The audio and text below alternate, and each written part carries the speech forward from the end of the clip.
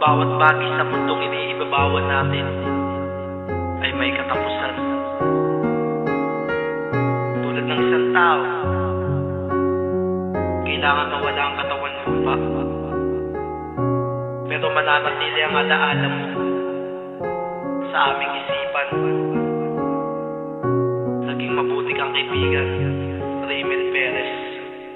Naaalala ko nung tayo ay elementarya, sa mga kalokohan lagi tayo magkasama, sa mga kagaguhan at sa kasiyahan. Ngunit dumating na ang araw ng kalungkutan.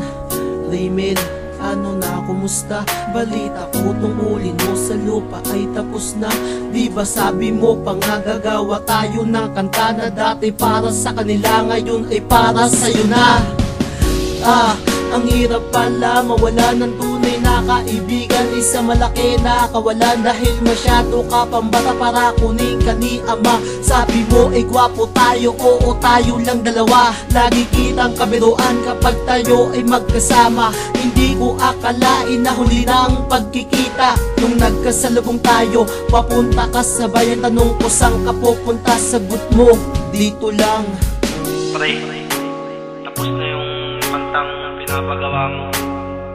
Eto na, pati yung pinapa-edit mong video tapos na rin.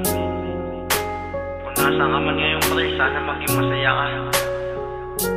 Wala ka ng sakit na mararanasan dyan o pigatiman.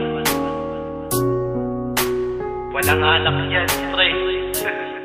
Namumugto ang mga luha sa aking mga mata habang nire-record ko ang awit ko na ginawa. Alay ko para sa kaibigan kung talagang tunay na siya nagpapasaya kapag malungkot aking buhay. Sana masaya ka na diyan sa kalangitan, saan man ako magpunta lagi mo ko nabantayan. Dahil nakatatak ang alaala mo sa aking isipan, masaya na pagsasama na di ko malilimutan. Kung pwede ko lang ibalik ang oras na nabubuhay ka, agad ko nagagawin para matapos ang kanta na ating pinaplano na matapos na mabilis. Pero ngayon wala ka na pre, rest in peace.